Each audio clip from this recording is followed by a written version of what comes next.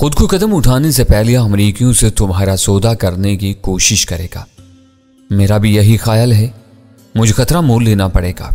मैंने कहा, वो भरे पूरे होटल में कोई कार्रवाई नहीं करेगा। मारुति उसे मिल गई है तो वो उसके जरिए मुझे किसी महफूज मकाम पर घेरने की कोशिश कर सकता है। मैं भी इन्हीं खतूत पर सोच रहा हूं। अव्वल खान ने मेरी तायद की। मेरे कुछ आदमी पहले से वो होटल पहुंचकर मारुति और लॉबी के माहौल का जायजा ले सकते हैं। इनकी रिपोर्ट के बाद तुम वहां जा सकते हो। मौजू मुतनाज़ा था।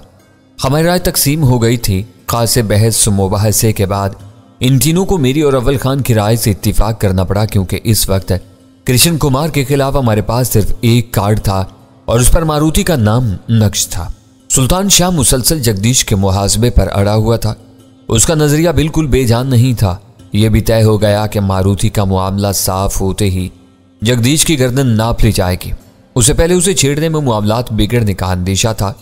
हमें से किसी ने जुबान नहीं खोली थी, लेकिन अव्वल खान को शदीद एहसास था कि मोहन हाउस की निगरानी के मामले में एसटीएफ के हमले को हजीमत का सामना करना पड़ा था। वो मेरी और मारुति की मुजव्वजा मुलाकात के बारे में ऐसा कोई खतरा मोल लेने के लिए तैयार नहीं था। इस मुहिम के लिए वो इसी वक्त से घर से निकल गया। सुल्तान शाह उसके साथ जाने पर मुसर था, मगर अव्वल खान ने सख्ती से इनकार कर दिया। कृष्ण कुमार से होने वाली ताज़ा तरीन गुफ्तगू के बाद उसका तीसरा वार किसी भी वक्त मुतवक्का था। 5 बजे आईबी वालों के ऑपरेटर्स पर पहली बार कॉल सिग्नल आया और मैं फौरन उसकी तरफ मुतवज्जा हो गया। दूसरी तरफ से जलाल का आदमी मुझे तलाश कर रहा था। K1 calling for hearty, over. Hearty speaking, over. मैंने पैगाम मुकम्मल होते ही जवाब दिया, सॉरी सर, हमें के हंट में खासी ताखीर होगी, लेकिन आज उसका सुराग मिला है। वो शहर में नहीं है, इसी वजह से अब तक हम अपनी तलाश में नाकाम रहे थे। वो शायद मेमन गोट के इलाके में छुपा हुआ है, ओवर। मेमन गोट? मैंने अपनी यादाश्त पर जोर देते हुए दोहराया। ये वही गांव तो नहीं जो सुपर हाईवे पर कराची से 25-30 मील के फासले पर वाक़ है? पीछे कुछ फार्म और जरी जमीनें भी हैं, ओवर। Yes sir. वो गुफ्तगू में बहुत मुअद्दब था। वहाँ कई मसरूफ होटल भी हैं जहाँ ट्रक वाले पड़ाव करते हैं।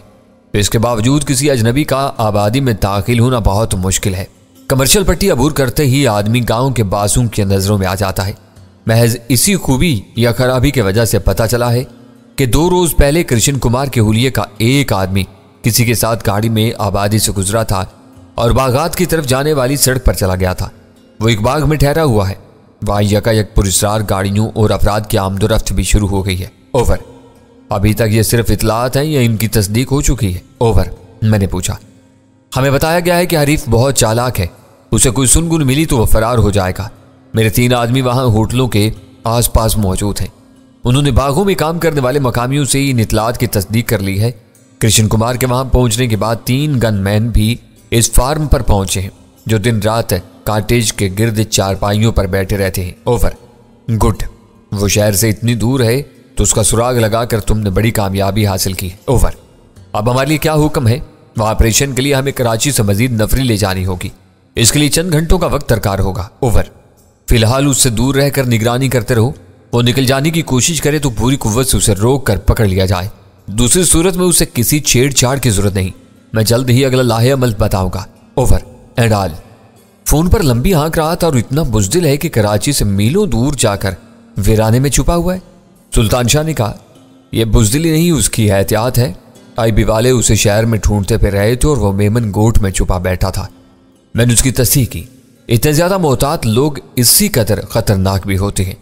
यह तुम्हारी मंतक हो सकती है। मेरा ख्याल है कि उसके बारे में सुनी जाने वाली ये अफवाहें दुरुस्त हैं कि वो शहरों का रुख करने से घबराता है और वीरानों में खुश रहता है। वीरा ने मुंह बनाकर कहा, ये उसका पहला सुराग है। अब देखो कि मारुति क्या खबरें सुनाती है, सुल्तान शाह बोला। वो आपस में फिक्रबाजी करते रहे। मेरी और मारुति की मुलाकात के हवाले से वीरा मुझ पर चोटें भी करती रही, लेकिन मैं उसकी हर बात सुनी अनसुनी करता रहा। 5:30 बजे अव्वल खान का फोन आ गया। उसने हैरत से बताया कि होटल के रिकॉर्ड के मुताबिक मारुति अपने असल नाम से इसी होटल के एक कमरे में अकेली मुकीम थी। वो सुबह सवेरे किसी सामान के बगैर होटल पहुंची थी। किसी साजो सामान के बगैर? मुख्तसर मुद्दत के लिए होटलों में तनहा कायम करने के इरादे से आने वाली खवातीन में होटलों का अमला खसूसी दिलचस्पी लेता है। बज़ाहिर नीचे से ऊपर तक का सारा अमला नए गाहक के साथ इज्जत और एहतराम से पेश आता है। सर झुकाए अपने अपने काम में मसरूफ रहता है, लेकिन मेहमान की कमरे की तरफ रवानगी के बाद कुछ देर के लिए हैजान अमेज शहमगोइयों का सिलसिला शुरू हो जाता है। ऐसी खवातीन की जुमला मसरूफियात पर अमले की निगाहें रहती हैं, मगर इन्हें भनक तक नहीं मिल पाती कि इन्हें किसी गैर जरूरी तवज्जो का मरकज बनाया जा रहा है। मारुति के साथ भी यही हुआ था। अमले के अफराद उसके बारे में पूरी तरह बाखबर थे। अव्वल खान ने होटल के अमले को अपने एतमाद में लेकर छानबीन की तो उसे मालूम हुआ कि होटल पहुंचने के बाद से मारुति उस वक्त तक मुसलसल अपने कमरे में घुसी रही थी और शायद देर तक सोती रही थी, क्योंकि उसने 2:30 बजे के करीब कमरे ही में खाना मंगवाया था। इस दौरान में उसके पास कोई मुलाकात ही नहीं आया था। उसने किसी को फोन किया, ना उसके पास कोई कॉल आई थी। अव्वल खान को होटल के ग्राउंड फ्लोर पर कहीं कोई ऐसा मुश्तबा आदमी नजर नहीं आया था जो मेरे लिए कोई खतरा साबित होता। मेरे लिए वो तमाम बातें हैरान कुन थी। जगदीश के बयान के मुताबिक मारुति रात के 1 बजे अपने घर से खुफिया तौर पर बाहर निकली थी। उस वक्त से सुबह सवेरे तक कहाँ रही और क्या करती रही, इस बारे में अव्वल खान के पास कोई जवाब नहीं था। यह मुमकिन था कि इस दौरान में वो रवि की तलाश में शहर के मुख्तलिफ हिस्सों में धक्के खाती फिर रही हो। रवि से मुलाकात और मशवरे के बाद शायद मारुति ने घर वापसी का इरादा मुलतवी कर दिया। उसे शाम को मुझसे मिलना था। इस मुलाकात के लिए उसे एक मरतबा फिर घर से निकलना पड़ता और जगदीश से कोई बहाना करना पड़ता। इसके पास रवि की तलाश का माकूल उज़र मौजूद था। उसने अपनी अकलौती गैर हाजिरी को मुझसे मुलाकात तक तूल देने का फैसला करके होटल में कमरा ले लिया था। अव्वल खान ने जगदीश को रात गए मेरा फोन नंबर दे दिया था। मारुति वो नंबर रवि को बता देने के बाद हर जिम्मेदारी से सबकदोश हो चुकी थी। उसे वो नंबर जगदीश से राब्ता करने के बाद ही मिल सकता था। उसने वो राब्ता रवि की कमीनगाह से किया होगा। इस वजह से होटल पहुंचने के बाद उसे किसी को फोन करने की कोई जरूरत नहीं थी। होटल में रहकर वो जो कुछ करना चाह रही थी वो उसका और जगदीश का मामला था, जिसमें मैं भी मुलव्विस हो गया था। अव्वल खान से बात होने के बाद मेरे ज़हन में मारुति के खिलाफ जड़ पकड़ने वाले ख्यालात कमजोर पड़ने लगे, लेकिन यह एहसास भी सताने लगा कि एक होटल वाले मारुति की जात में ज़रूरियात से ज्यादा दिलचस्पी ले रहे थे। होटल पहुंचने के बाद मैं इनकी निगाहों का निशाना बनने से नहीं बच सकूंगा। हर तरह से मुतमईन होने के बावजूद अव्वल खान अपने 4 आदमियों के साथ होटल में मौजूद था। उसने मुझे यकीन दिलाया था कि मारुति से मुज़ाकरात के खात्मे और मेरी वापसी तक वो पांचों बहुत करीब रहेंगे। वक्त गुजरता रहा, मगर रवानगी की तैयारी के लिए मेरे कदम नहीं उठ सके। मारुति की मुझसे असल गुफ्तगू फोन के रिसीवर के जरिए हुई थी, लेकिन उसने स्पीकर फोन पर जो कुछ कहा था वो उसके अज़ाइम की आकाशी के लिए बहुत काफी था।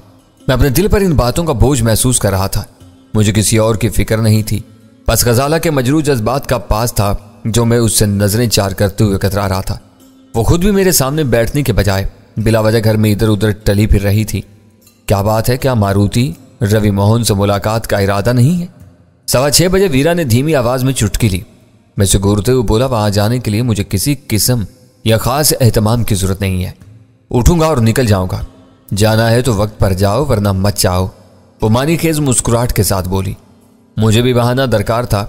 मैंने एक झटके से अपनी जगह छोड़ दी और अपने कमरे में चला गया। मेरे बदन पर मौजूद लिबास साफ सुथरा लेकिन कुछ शिकन आलूद था। मैंने उसकी परवाह किए बगैर बाल संवारे, जूते पहने और गाड़ी की चाबी लेकर घर से सीधा निकलता चला गया। मुझे मारुति से मिलकर लौट आना था। किसी खतरे का मुकाबला करने के लिए अव्वल खान अपने 4 मुसल्लह आदमियों समेत होटल में मौजूद था।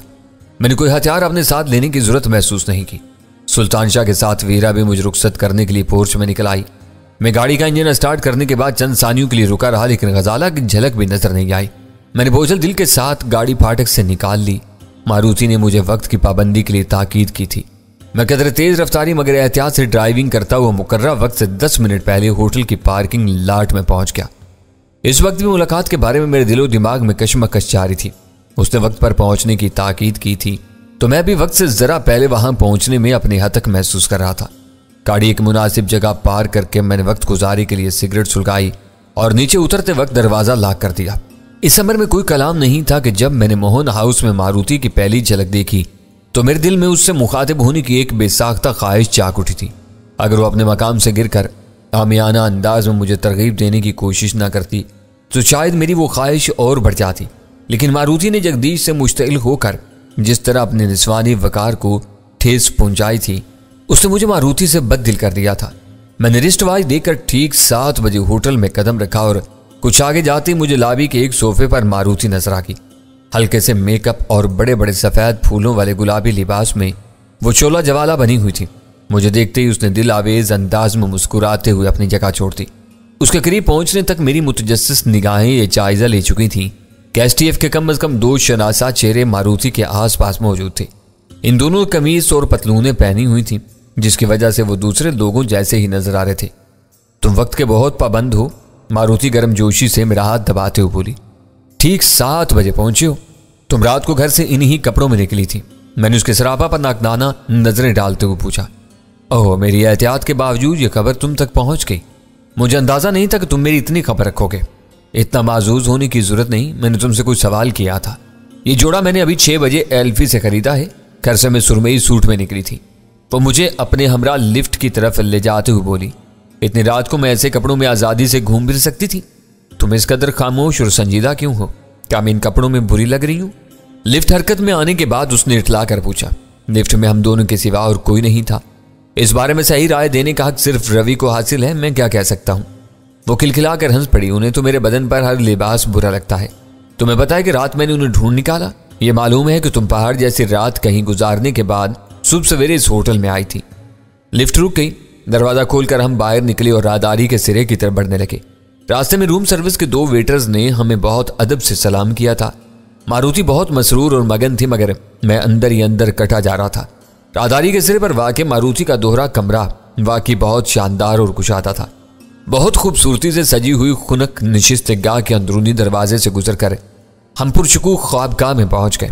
मारुति ने बेतकल्लुफी से मुझे धकेल कर एक नरम जहाजी साइज के सोफे पर धकेल दिया और हंस पड़ी। ताज़ा फूलों से लदी हुई फ्रूट बास्केट मेरे सामने रखकर उसने पूछा, क्या पीना पसंद करोगे? खोलती हुई ताज़ा चाय, मैंने बेतकल्लुफी से कहा। कमरे में कदम रखते ही मेरे मूड में हल्की सी तब्दीली आ गई थी। मैंने ये कमरा अपने असल नाम पर बुक कराया है। मैं गैर मुस्लिम हूँ। मुझे कमरे में हार्ड ड्रिंक्स भी मिल सकते हैं। मैं हार्ड ड्रिंक्स नहीं पीता। तुम चाहो तो अपने लिए कुछ भी मंगवा सकती हो। Thank you. वो एक अदा से मुस्कुराई। मैं बिला नोश नहीं हूँ। अस्काच का एक लार्ज पैक लूंगी। थोड़ा सा सरूर आ जाता है। यह कहकर वो इंटरकॉम की तरफ मुतवज्जा होगी। रूम सर्विस को ऑर्डर देकर वो एक अलग सोफे पर आ बैठी। हाँ, तुम पिछली रात के बारे में पूछ रहे थे। उसे लिफ्ट में अधूरी रह जाने वाली बात याद थी। मैं टैक्सी में सीधे अनिल के घर गई थी। वो वहां नहीं था। अनिल ने टैक्सी को फारिग करके अपनी गाड़ी निकाल ली। 4 घरों से नाकाम लूटने के बाद सुबह 4 बजे हम मलेर में किसी के बताए हुए पते पर पहुंचे। वो मुझे मालूम नहीं था। रवि वहीं मौजूद थे। उनसे बात करके हम लौट आए। अनिल मुझे होटल के पोर्च में उतार कर चला गया। रात भर की नींद जाया होने से उसका बुरा हाल हो रहा था। जगदीश को मालूम है कि तुम रवि को तलाश करने में कामयाब हो चुकी हो? मैंने पूछा। उसे बता देती तो मुझे घर लौट जाना पड़ता। रवि से मिलने के बाद मैंने उसे कोई राब्ता नहीं किया। फिर उसने हमारा फोन नंबर तुम्हें कब दिया था? मैंने उसके चेहरे पर नजरें गाड़ कर पूछा। उसकी आंखें हैरत से फैल गईं। मुझे अंदाजा नहीं था कि इतनी दूर तक मेरा पीछा किया जाएगा। मैंने मलेर जाते हुए अनिल के मोबाइल से भैया जी को फोन पर बताया था कि मैं रवि की तलाश में शहर की खाक छानती फिर नहीं हूँ। उसी वक्त उसने मुझे तुम्हारा नंबर बताया था। उसका ख्याल था कि रवि इस नंबर के जरिए अपने पीछे लगे हुए लोगों को शनाख्त कर सकते हैं। होटल की रूम सर्विस बहुत मुस्तद थी। दरवाजे पर दस्तक देकर बावर्दी वेटर ऑर्डर की हुई अशिया ले आया। ट्रे से सब कुछ मेज पर सजाने के बाद उसने सफेद लिफाफे में ब्लैक डाग निकाल कर गिलास बनाना चाहा, मगर मारुति ने उसे रुखसत कर दिया। मेरे लिए चाय बनाने के बाद अपने गिलास में सोडा डालते हुए वो मेरी तरफ देखे बगैर बोली, तुम्हारी सूरत नजर आने तक मैं बेयकीनी में मुब्तला थी। मुझे बार बार वसवसा हो रहा था कि तुम नहीं आओगे। तुमने मेरी बात मानकर मुझ पर बहुत बड़ा एहसान किया है। मुझे यकीन है कि अब रवि आज़ादी और बेफिक्री के साथ घर लौट सकेंगे। मैं तुम्हारा यह एहसान जिंदगी भर नहीं भूलूंगी। अपना गिलास बनाकर उसने फिजा में हाथ लहराया और फिर होंठों से लगा लिया। मैंने अपनी चाय की प्याली उठा ली। वहां से बातों का रुख तब्दील हो गया। मारुति ने बैरूनी दरवाजा अंदर से लॉक कर दिया और अपना गिलास लेकर बड़े सोफे पर मेरे करीब आ बैठी। उसके लिबास और बदन से फूटने वाली किसी कीमती परफ्यूम की मशहूर कुन खुशबू मेरे नतनों में घुसती चली जा रही थी। मुझे मुसलमान मर्द हमेशा से अच्छा लगते हैं। अपने गिलास से चंद घूंट लेने के बाद मारुति की आवाज में सरूर चलकने लगा था। पता नहीं तुमसे पहले मेरी मुलाकात क्यों नहीं हुई। वक्त की रफ्तार हमेशा यकसा नहीं रहती है, लेकिन इस रफ्तार को हर इंसान अपने मूड के तहत महसूस करता है। कभी वक्त पर लगाकर उड़ता हुआ महसूस होता है। घंटे, दिन, महीने और साल बस तेजी से गुजरते चले जाते हैं और कभी एक एक पल गुजारना 2 बार हो जाता है। इस शाम भी कुछ यही हुआ। 7:30 बजे तक मैं बार बार अपने रिस्ट वॉच पर निगाह डाल रहा था। इसके बाद देखा तो सुइयां 9 बजे से भी आगे गुजर चुकी थी। ये याद रखना कि रवि के मुस्तकबिल का तारो मतार सिर्फ मेरी मर्जी पर नहीं है। मैं रवानगी का इरादा करते हुए नरमी से मारुति को याद दहानी कराई। इसमें आखिरी फैसला दूसरे करेंगे। वो कृष्ण कुमार की गिरफ्तारी से कम पर रवि को माफ नहीं करेंगे। मुझे मालूम है मारुति नीम मखमूर लहजे में बोली। तुम्हारी तरह मैं भी अपने वादे का पास करती हूँ। तुमने उसके बारे में कुछ पूछा ही नहीं, वरना तुम्हें यह जानकर खुशी होती कि मैंने कृष्ण कुमार का बंदोबस्त भी कर लिया है। और यह बात तुम अब बता रही हो? मैंने तेजी से उसकी तरफ पलट कर पूछा। वो मेमनगोट में रवि के एक दोस्त के फार्म पर ठहरा हुआ है। यह बंदोबस्त रवि का है, इसलिए वो घर से चले गए थे। वो झूठ नहीं बोल रही थी। आईबी वालों की इतला भी वही थी। मैंने कहा मुझे तुम उसका पता बता रही हो, और रवि ने उसे हमारा फोन नंबर बता दिया। तुम दोनों मिलकर हमारे साथ क्या खेल खेल रहे हो? हम कोई खेल नहीं खेल सकते। उसने हल्की सी अंगड़ाई लेकर कहा, रवि हर वक्त तुम्हारे रहमो करम पर होंगे। तुम जब चाहो कोई भी इल्जाम आयद करके उन्हें बंद कर सकते हो। इस बारे में तुम्हें कोई गलत फहमी हो रही है? गलत फहमी का सवाल ही पैदा नहीं होता। उसने फोन करके मुझसे बात की है, मैंने जोर देकर कहा। वो नंबर रवि से मिला होगा। रवि को मालूम है कि मैं उनके लिए तुमसे कृष्ण कुमार का सौदा कर रही हूं। वो यहां से निकल जाने पर तुला हुआ था। हो सकता है कि रवि ने उसे रोकने और उलझाने के लिए तुम्हारा फोन नंबर दे दिया हो। तुमसे बात करने के बाद वो जरूर मेमनगोट में रुका रहेगा। रवि बता रहे थे कि तुम लोगों ने उसके किसी खास आदमी को पकड़ा हुआ है और वो उसे छुड़वाने के लिए बेचैन है। मारुति की जुबान में हल्की सी लुकनत थी, लहजे में सरूर, मगर उसका जहन पूरी तरह काम कर रहा था। अपनी नाकाफी मालूमात के बावजूद उसने रवि की हमायत में सही कड़ियां मिला ली थी। मेमनगोट में वो किसी न किसी हिफाजती बंदोबस्त के साथ रह रहा होगा। वहां घुसकर उस पर हाथ डालना और उसे जिंदा गिरफ्तार करना आसान नहीं होगा। उसका पता बताकर तुम अपनी जान नहीं बचा सकती। मैंने सब कुछ तुम्हारे सामने रख दिया है। तुम जो चाहो मैं करने के लिए तैयार हूं। आज से मैंने अपना सब कुछ तुम्हें सौंप दिया है। तुम कहोगे तो मैं आंखें बंद करके किसी गड्ढे में भी छलांग लगा दूंगी। होटल में तुम कब तक मुकीम हो? चंद सानियों तक गौर करने के बाद मैंने पूछा। उसने नशीले अंदाज में आंख मारकर कहा, मेरा होटल में रुकने का मकसद पूरा हो गया। हमने कुछ अच्छा वक्त गुजार लिया। मुनासिब समझो तो वापसी पर तुम ही मुझे मेन रोड पर उतार देना। मैं टहलते हुए घर पहुंचाऊंगी। मेरे लिए मारुति को उसके घर के दरवाजे तक पहुंचाना करीने मसलहत नहीं था, इसलिए मैंने उसकी तजवीज़ कबूल कर ली। होटल में वो अपना पर्स झुल्लाती हुई आई थी। इसमें सिर्फ एक थैले का इजाफा हुआ जिसमें उसका खरीदा हुआ गुलाबी सूट मौजूद था। मेरी वालिहाना इस्तकबाल के बाद वो दोबारा अपना सुरमई सूट पहन चुकी थी जो वो घर से पहन कर निकली थी। वो अपना बिल अदा करने के लिए काउंटर की तरफ गई और मैं तेजी से अब्दुल खान के एक आदमी के पास पहुंच गया। मुझे अचानक अपने सर पर मुसल्लत पाकर वो बौखला गया, मगर मैंने दोस्ताना अंदाज में उसके शाने पर हाथ रखकर सरगोशियाना लहजे में कहा, अब्दुल खान को बता देना कि सब कुछ ठीक जा रहा है। मैं इस औरत को ओल्ड क्लिफ्टन उतारता हुआ घर पहुंच रहा हूं। क्या हम लोगों को आपके पीछे आना है? उसने दबी हुई आवाज में पूछा। मैं यही बता रहा हूं कि पीछे आने की जरूरत नहीं, औरत काबू में आ चुकी है। मैं इस शख्स के फारिग होकर मारुति के पास पहुंचा तो उसका बिल तैयार हो चुका था। हिसाब सामने आया तो उसकी पेशगी अदा की हुई रकम में से 50 रुपए बाकी थे। मारुति ने 50 का नोट काउंटर पर छोड़ा और मेरे साथ हो ली। होटल से निकलकर हम सड़क पर आए तो मारुति अपनी निशिस्त की पुश्तगाह से सर टिकाकर बोली, आज का दिन मैं जिंदगी भर नहीं भूल सकूंगी। अगर तुम चाहो तो हमारी दोस्ती आइंदा भी जारी रहेगी। जब तक कृष्ण कुमार का किस्सा नहीं निमट जाता मैं कुछ नहीं कह सकता। पिछले 24 घंटों में कई बार मुझे शुबा हुआ है कि तुम मुझे फरेब दे रही हो। मैंने सड़क पर से नजरें हटाए बगैर जवाब दिया। वो हंस पड़ी। मैं तुम्हारे लिए हर एक को फरेब दे सकती हूँ, मगर तुम्हें कभी तगा नहीं दूंगी। तुम्हारे इस दावे का फैसला आने वाला वक्त करेगा। आज तुम अपनी फतेह के नशे में डूबी हुई हो। एक दो रोज में तुम्हारा यह खुमार उतरेगा तो तुम कोई सही फैसला करने के काबिल हो सकोगी। औरत कभी फाते नहीं होती मजहर डार्लिंग। वो मेरे बाएं चाने पर हाथ मार कर बोली, मर्द से जीत कर भी अपना सब कुछ हार जाती है। अब यही देख लो कि तुम मेरे बारे में सब कुछ जान चुके हो। मैं तुम्हारे नाम के सिवा कुछ नहीं जानती। मैं दिली दिल में उसकी चालाकी पर हंस कर रह गया। उसने अपना मुद्दा बहुत खूबसूरती से बयान कर दिया था। मैंने संजीदगी से जवाब दिया, सब बातें एकदम खुलकर सामने नहीं आती। वक्त के साथ धीरे धीरे सब कुछ खुल जाता है। अभी तक तुम्हें यह नहीं बताया जा सकता कि मेरा ताल्लुक किस एजेंसी से है, वरना यह बात भी तुमसे होते हुए कृष्ण कुमार तक पहुंच जाएगी। तुमने इस बात को पकड़ लिया है, अगर रवि की गलती से तुम्हें दुख पहुंचा है तो मैं पूरे खलूस से उसकी मुआफी चाहती हूँ। आइंदा मैं तुम्हारी इजाजत के बगैर कोई बात रवि तक नहीं पहुंचाऊंगी। कमान से निकला हुआ तीर और जुबान से निकली हुई बात, दोनों में से कोई चीज वापस नहीं आती। कृष्ण कुमार को हमारा फोन नंबर मिलने से जो नुकसान होना था वो हो चुका।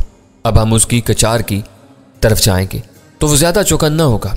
मुझसे बात करने के बाद उसने अंदाजा लगा लिया होगा कि हम उसकी तरफ से गाफिल नहीं है। मैं वहां जाने के लिए तैयार हूं। वहां काम करने वाले मुझे पहचानते हैं, कोई मुझे नहीं रोकेगा। तो मेरे साथ चलो, और अगर कृष्ण कुमार तुम्हें पहचानता है तो अपना कोई होशियार आदमी मेरे साथ कर दो। वो मेरे साथ वहां पहुंचे और कृष्ण कुमार की कनपटी पर गन रखकर उसे अपने साथ ले आए।